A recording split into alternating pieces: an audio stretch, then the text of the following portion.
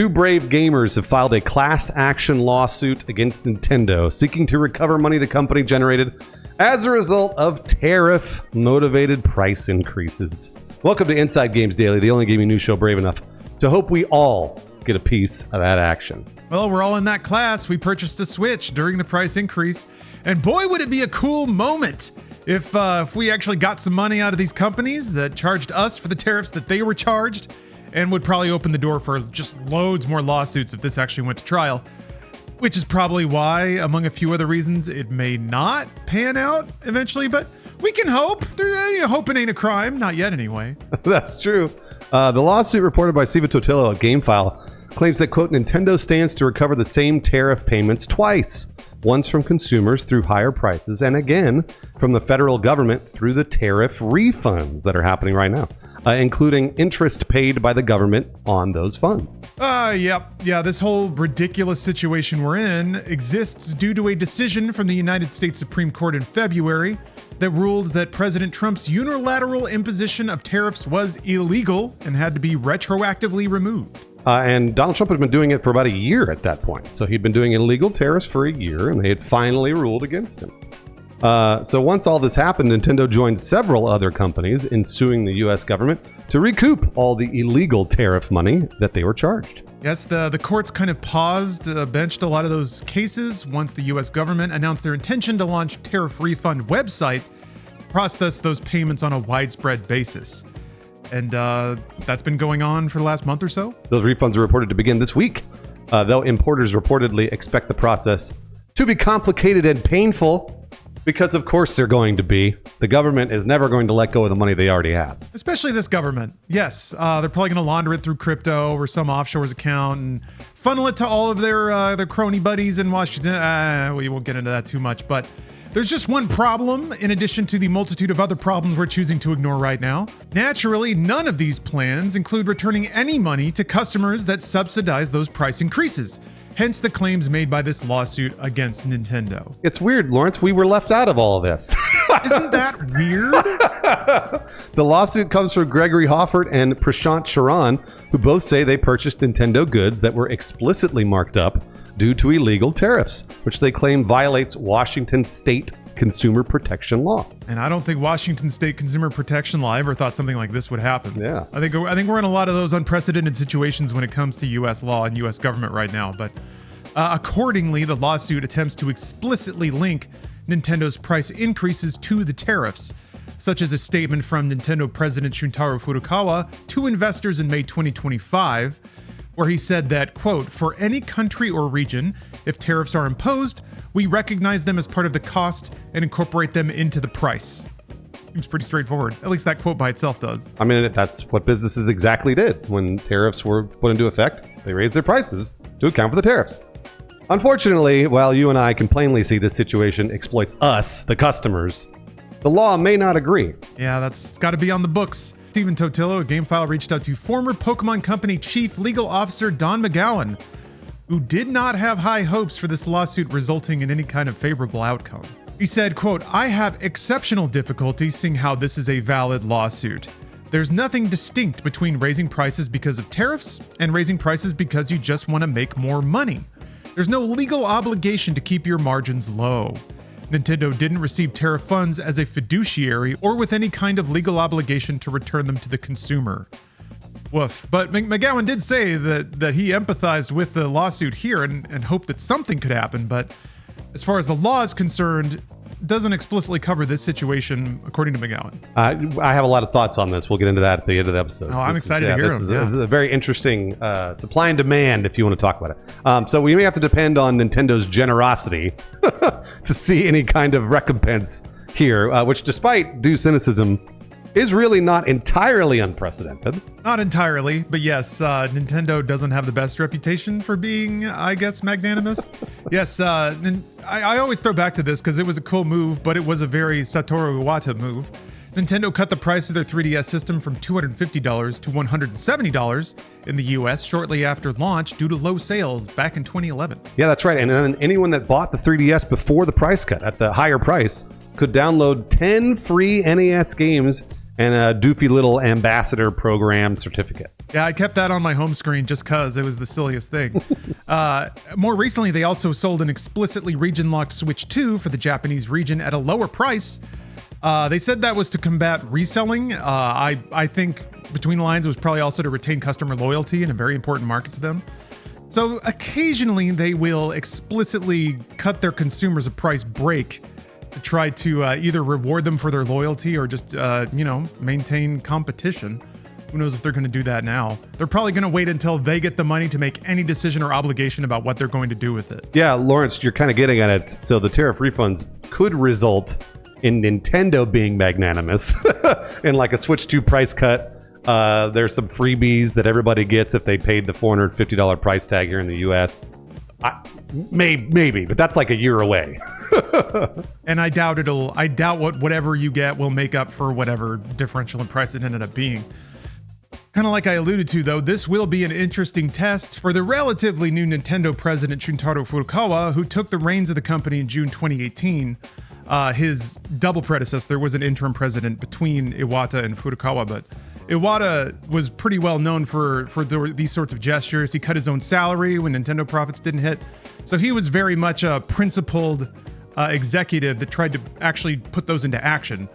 I think Furukawa is a little more numbers focused, but we have yet to see a real presidency defining move from Furukawa. Yeah. So on the macroeconomic level, some companies have already promised customer refunds of tariff-related expenses. FedEx, for example, states on their website that, quote, if refunds are issued to FedEx, tariff refunds, we will issue refunds for IEEPA tariffs paid to the shippers and consumers who originally bore those charges. That's nice to say well ahead of time. But despite that, FedEx is one of the many companies that have also been targeted by class action lawsuits in an attempt to recover this money. So even though they said they would do it, they still got sued because this is America and anyone could sue anything for any reason. So I think it's good because this is ostensibly how justice happens in this country.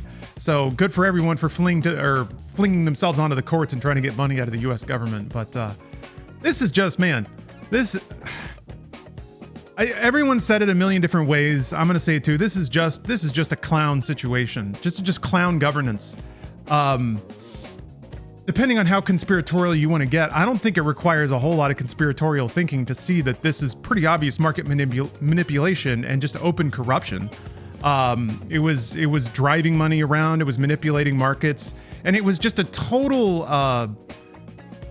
total disdain for the situation that the customer is in, which stings a little extra hard given that Trump ostensibly ran on affordability and then did the exact opposite and made it worse a billion times over just to enrich him and his pals. So it's dumb to be here. It personally stings me a little extra hard that at this particular time in gaming, when there's this divergence of demographic inside of games, that this would happen to artificially drive up the price of games hardware at a time when games hardware should be coming down.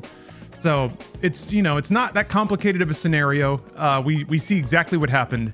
And now, hopefully, we have to rely on the generosity of megacorps to treat us right, which not a situation I ever want to be in. I mean, yeah, nobody wants to rely on corporations to be not greedy, because that's what corporations exist to do, is to make money. So going back to McGowan's comments, where McGowan was like, hey, there's no legal responsibility for these companies to give us, the consumers, refunds. He's right. And the worst part of that is all of those tariffs were illegal. They were all illegal from the start. And everyone was like, these tariffs are illegal. And Donald Trump did it for an entire year. And the problem with that, again, when we look at all these corporations, we look at the CEOs, each CEO can really honestly do whatever they want. They can price their products as high as they want or as low as they want. And this is something that I've seen often. I see a lot of bootlickers on Reddit constantly saying, supply and demand, supply and demand. If people will pay the price, then corporations have a responsibility to price as high as possible. They don't. That's a lie. Look, again, in a perfectly mathematical world with supply and demand, yes, you're correct. But we don't live in a perfectly mathematical world. Corporations can take a lesser profit. It's a possibility. Satoru Iwata is actually a perfect example of somebody who was like, oh, you know what? I'll just take a pay cut on my salary and then we won't fire people. Like, that is something that every corporation can do. So I'm tired, so sick and tired of people saying, well, look, if people will pay $450 and the tariffs, are going in and people are still spending money, fuck it. Yeah, let's do it. Let's absolutely wash every single person, every single consumer in the United States and the world because we're allowed to do it. Fuck off. Fuck that shit. That's bullshit. There are CEOs out there that actually don't do this stuff. There are a couple, not many. And you can run your company a little more ethically than most other companies, unlike fucking Netflix, who just spent $25 billion on buybacks, stock buybacks today. Like, it's like that stuff, that kind of stuff makes me so angry. So just so you know, I read about this stuff every day. I love following the markets. I love following the economy. I'm not an economist by any means, but I really do find all of this stuff very interesting and conspiratorially, if you really want to talk about it. The tariffs, interestingly enough, when Donald Trump started doing them back in February and March of 2025, everyone was like, I think these are illegal. And EPA was one of the I guess, regulations that he was supposedly following because he was claiming certain emergency powers to put these tariffs into action. And when he was putting those tariffs into action and people were noticing the market would go down, he'd announce tariffs. And then he'd say, never mind, we're not going to do tariffs. And the market would go up. And he did that a lot over the course of 2025. And everybody sort of was like, well, is he manipulating the market? And I talked to a lot of people who were on the side of Donald Trump. And they all said, nah, he's not manipulating the market. I was like, man, he's doing it a lot. He's doing it a lot. So the Supreme Court now rules the tariffs are illegal. And now he has started an illegal war in Iran. Not at all approved by Congress. And again, one of those things where it's like emergency powers, just throws it out there and then does it. And wouldn't you know it, he's announcing that the Strait is open on whatever it is, Tuesday. So the prices go back up when all of his fucking cronies bought on Friday when he said, we're going to bomb Iran to oblivion or whatever the fuck he said. And he's manipulating the market yet again. So he tested it with tariffs and he's using it here in Iran. Again, if you don't believe me, if you're like, this is all bullshit speculation, Bruce, go read about it. Just go read about it. Decide for yourself. I'm not telling you that it's true. Just telling you that it might be happening. Yeah, I can't really wrap my head around any other rationale there. All right, so if we bite it off, if we try to take it under its most generous interpretation that Trump instituted tariffs to try to promote the rise of American manufacturing again, I mean, where we are now proves that didn't play out. He would have done it legally if he had a 10-year plan to bring back manufacturing. But no, he just stamped it overnight on specific and arbitrary industries. There was no real logic there. There was no plan. Yeah, it was just we're going to make money this weekend and this is how to do it. And yeah, that's what happens when the Supreme Court says that an individual's above the fucking law. What's ironic here is that it was even his own hand-picked Supreme Court that struck down his own tariff. So there is some law still, not much. But yeah, it's pretty transparent unless you are trying your absolute hardest to believe a particular version of the world. And if you're doing that, then you're not really looking at any actual data in the first place. One thing that is a bit depressing though, Bruce, going back to what you said about corporations having an obligation. Well, if they have an obligation to make the most possible money, it's only to their investors and no one else. So to say that a corporation's goal is to only make as much money as possible is very short-sighted because you have an obligation to your employees and also to your customers. There's really three parties in that room, not just one. Although a lot of corporations act like the investors are the only ones that matter. So I can understand people cynically saying that, but in the real world, it's much more complicated than that. The problem is Nintendo still sold a lot of Switch 2s even with the markup. And that's the real scary thing. And that's the lasting impact, I think, of this is that it forced every company to raise their prices and operate at this new level that unfortunately they probably made a lot of money at, and now they're going to get it all back. And now they get to decide what to do with it.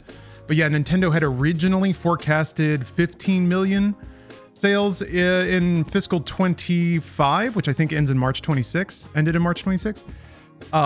They raised it to 19 million. And I think right now they're at 17.37 million, according to their own website. So they beat their own forecast, didn't hit their raised forecast, I don't think. But still, despite the tariffs, they still beat their original forecasts. And Pocopia just hit, and that moved a lot of switches as well. So that's what sucks is as much as